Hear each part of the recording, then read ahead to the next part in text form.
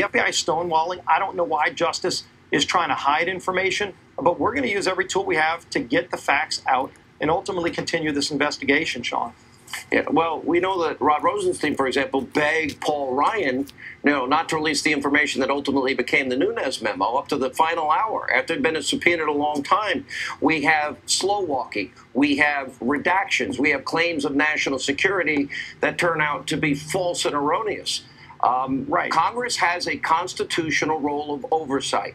They have a right to these documents. I know the Attorney General is recused, but this is Congress's role, and they are not providing them the information that they legitimately deserve.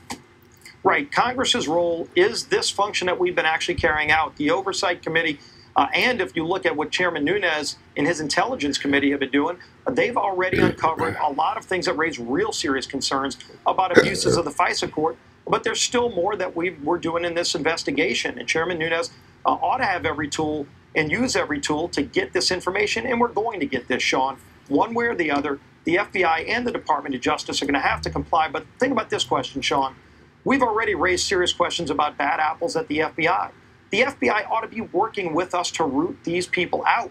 Why would they do things like this? They sent this document. This was one of the documents they sent over.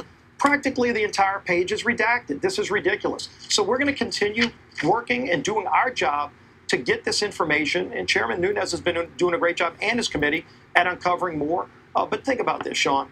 This shows you where the media wants to go with this. All day they want to talk about Russia and unrelated things. The economy just this week posted new record numbers. We've got the lowest unemployment right now since almost 20 years ago.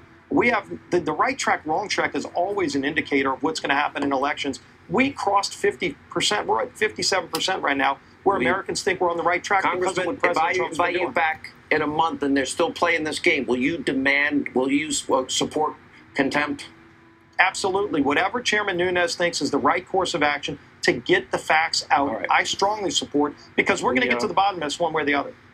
All right, Congressman, we're glad you're feeling better. Welcome back. Thanks, Sean. Joining us now, the author of the upcoming book, The Russia Hoax, The Illicit Scheme to Clear Hillary Clinton, Frame Donald Trump. Fox News legal analyst Greg Jarrett also with us. Former U.S. Attorney Joe diGenova. Full disclosure, Joe has done legal work for me in the past. He's been at my Christmas party. We have broken bread together, and we actually drank together, shots and everything. All right. Joe, let me start with you, because this is too important.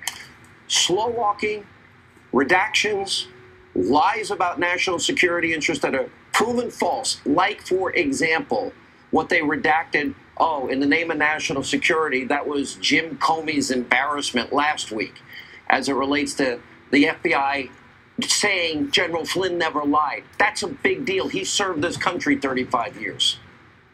What's clear to me, Sean, is what Congressman Scalise just said to you was very important. He said he would support contempt against Rod Rosenstein and, if necessary, the Attorney General, because what is true now is that all of the redactions thus far that we have seen, the things that have been blanked out, have been things that are embarrassing to the FBI and the Department of Justice under Barack Obama. This has to stop right now. I don't know what's driving Mr. Rosenstein